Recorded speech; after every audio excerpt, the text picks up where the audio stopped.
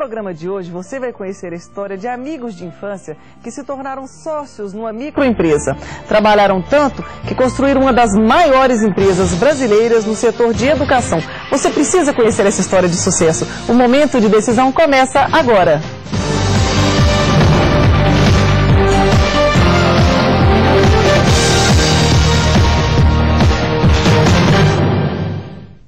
Tudo começou em 1966. 4 amigos, todos professores, decidem criar um cursinho pré-vestibular, que naquela época era dado como negócio destinado ao fracasso.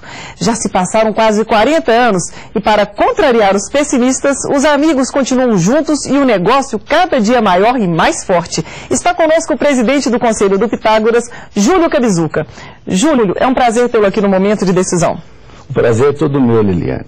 Júlio, conta pra gente esse início, como é que foi a história dos 4 amigos que depois se tornaram 5 para montar o Pitágoras? Olha, essa história, ela remonta de fato à nossa infância na floresta, né? Valfrido, Marcos, o Mazone e eu morávamos proximamente e o futebol, naturalmente, né? As peladas de rua era o ponto de encontro, e nós crescemos, né? E fomos estudar, fomos para a escola de engenharia, 3 para a escola de engenharia e o Marcos para a medicina, e com o correr da vida, né?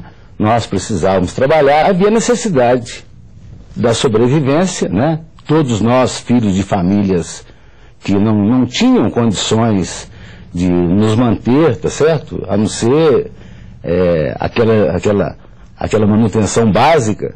E nós, a forma de nós começarmos, vamos dizer assim, a ganhar dinheiro, seria dando aulas particulares de modo geral. O Valfrido também dava aulas particulares, foi ser professor do Colégio Arnaldo. Certo. E eu professor do Colégio Santo Antônio. No primeiro ano da escola de engenharia, em 1960, eu já era professor do curso Mário de Oliveira, que era um preparatório para exames de vestibular. Já naquela época, então, você começou a pensar em montar um cursinho, um pré-vestibular, quando você estava dando aula, de vez em quando você sonhava assim, claro, vou montar um cursinho. Claro, né?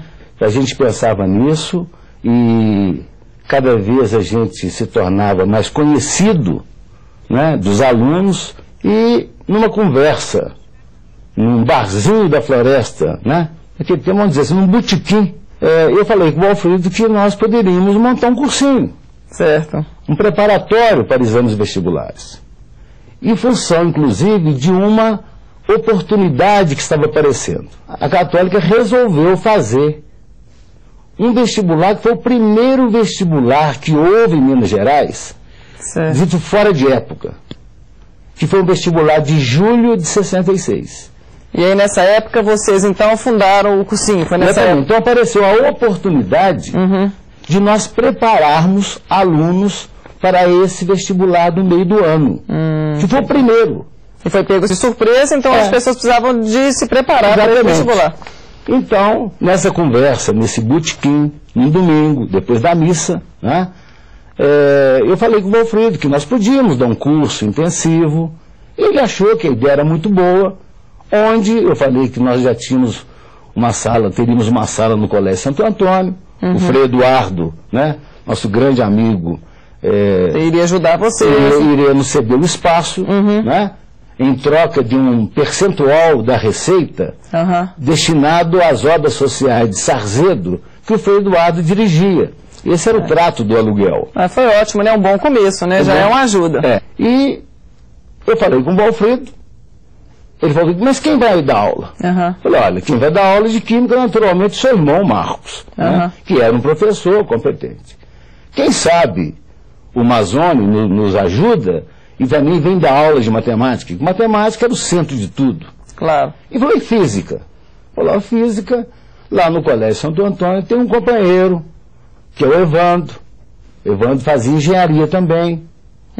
Os outros não conheciam o Evandro. Falei, o Evandro é muito bom professor, eu sei que ele dá conta. Nós combinamos com a secretária do Colégio Santo Antônio para que ela recebesse os telefonemas dos candidatos, etc. E tivemos 35 alunos. Desses 35 alunos, 33 foram aprovados no vestibular da Católica, né?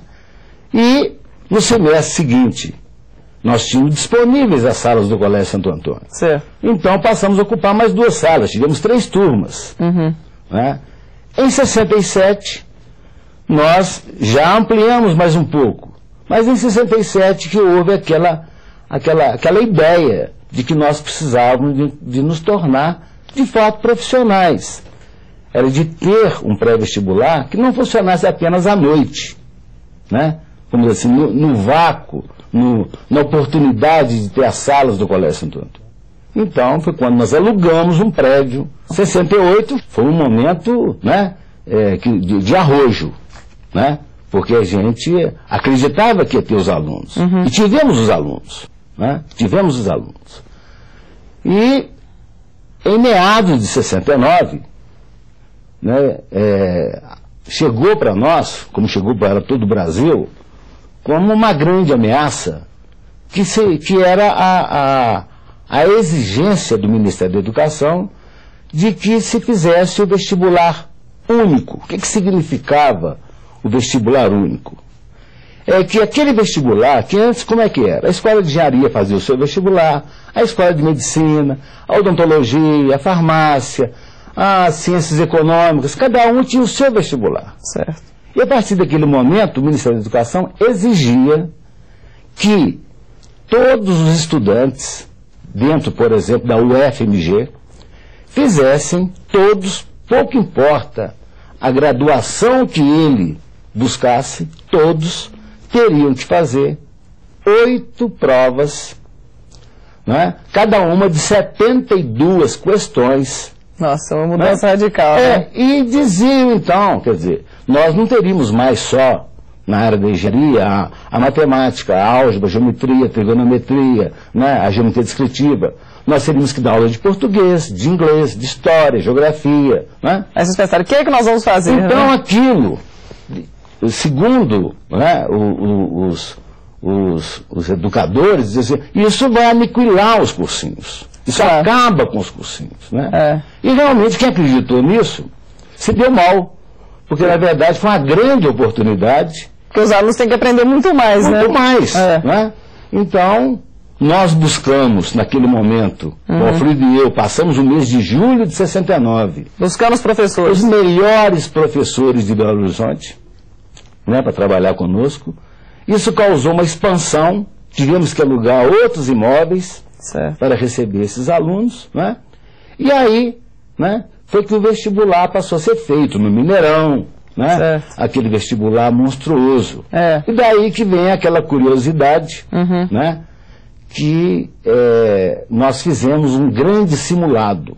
Sei, vocês, o Pitágoras. O Pitágoras resolveu fazer um grande vestibular simulado, tendo em vista a novidade do vestibular único, né? Para os alunos poderem sentir como é que é, né? Já que não existia nenhum outro modelo para ser estudado antes. Exatamente, né?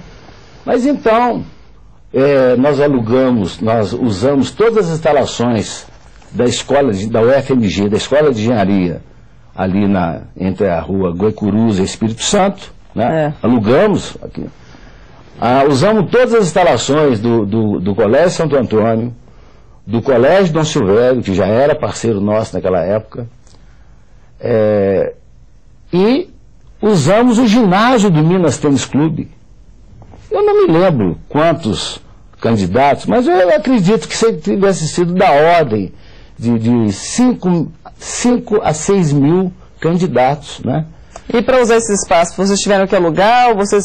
Nós alugamos, né? E fizemos uma coisa muito bem organizada, né? Então, eu me lembro, né? No Minas, por exemplo, o candidato que chegava lá, como é que ele ia encontrar, né, o seu lugar? Certo. Então tinha as faixas escritas, nessa região do número tal ou número tal. Né? Claro. E pregado na arquibancada, o número de inscrição dele, quer dizer, ali ele ia procurar o lugar de assentar para realizar a prova. Realmente foi uma ação inovadora. E o que aconteceu, né, de curiosidade, foi que estava sendo introduzido pelo sistema de computação da escola da UFMG, chamado SECOM, a leitura ótica, porque as respostas eram de múltipla escolha. Certo. E havia necessidade do preenchimento daqueles quadrinhos serem feitos com o lápis HB. Era o grafite que era exigido, senão a máquina não ia ler. Só que nós descobrimos essa necessidade, já com todos os alunos inscritos, e era completamente impossível nos avisá-los que tinham que trazer um lápis HB. Então aquela curiosidade de nós termos que comprar, né, caixas desses lápis, e uma maneira de economizar, né, foi levar numa serraria e serramos as caixas, né? Claro. E distribuímos, porque era um lápis. Meio lápis para cada aluno. Meio lápis para cada um, né? Com um apontador, apontador mais ou menos coletivo, né? Que o fiscal, né, levava o apontador. Falando um pouquinho de hoje, como é que é o Pitágoras hoje? Né, vocês não atuam apenas agora só no pré-vestibular, né? O Pitágoras é uma escola. Conta para os nossos telespectadores o que é o Pitágoras hoje. O Pitágoras, ele em 72 já deixou de ser só pré-vestibular e tornou-se colégio com a nossa primeira unidade na Timbiras. Em 73 assumimos uma parte do colégio, né, das irmãs, na Prudente de Moraes, assumimos de quinta série em diante, né? E em 77 já tínhamos, inclusive, a educação infantil, né, e também primeira a quarta. Também em 77 começamos o Colégio Pitágoras da Pampulha. Certo. Então nós éramos colégio e pré-vestibular. Né? Era toda a nossa... as nossas operações eram centradas no pré-vestibular e nessas 3 unidades de colégio. Até que, em 78 para 79, que houve um momento de crise, né? Foi um momento de crise, sobre o qual nós vamos falar, mas também o Pitágoras teve a grande oportunidade de operar fora do Brasil. Né? Nós já tínhamos tido uma operação junto com a Mendes Júnior, na Mauritânia. Na Mauritânia, que foi uma coisa pequena, mas no Iraque era um grande projeto. O projeto da construção de uma grande ferrovia. Né? Certo. Então, e o Pitágoras foi convidado a operar essa escola no Iraque. Aí vocês com coragem foram, né? Fomos para lá. Fomos para lá. Né? Você pessoalmente foi para o Iraque? Quem implantou a escola no Iraque, inicialmente, foi o professor Hélio Gomes, nosso companheiro até hoje, mas eu dirigi as nossas escolas no Iraque durante um pouco mais de 2 anos. Né? E hoje vocês estão no Japão, quer dizer, Brasil, a experiência de vocês hoje é Brasil, tiveram experiência no Iraque, estão no Japão. Estamos no Japão. Mais algum outro país? No Iraque nós éramos contratados, quer dizer, nós não tínhamos a responsabilidade de pagar a folha de pagamento. Sim. Nós estamos lá para prestar serviços para a Mendes Júnior, né? Eu, o Cabizuca, que foi o diretor, eu lá era o empregado da Mendes Júnior, né? E eu com muito orgulho falava, eu sou o Chapa 6775, né? Porque era o meu lugar. Ser acionista do Pitágoras era uma coisa. E ser o funcionário é outra. Funcionário da Mendes Júnior era outra completamente diferente. Isso é muito importante, né? Para todo profissional que quer ingressar no mercado e depois eventualmente vai ser um acionista, saber diferenciar as duas coisas. Não ter nenhuma confusão. Né? E naquela época no Iraque é muito bom porque a maioria dos pais eram engenheiros e que tinham sido alunos nossos, né? Que tinham sido alunos nossos aqui em Belo Horizonte. Aí você já sentiu assim, aquele orgulho, né? De pensar que foi seu aluno e hoje era engenheiro, estava lá trabalhando, realizando. Bom, professor, nós vamos continuar essa história a seguir. No próximo bloco, confira o maior momento de decisão na trajetória do Pitágoras nesses 38 anos de mercado. Até já!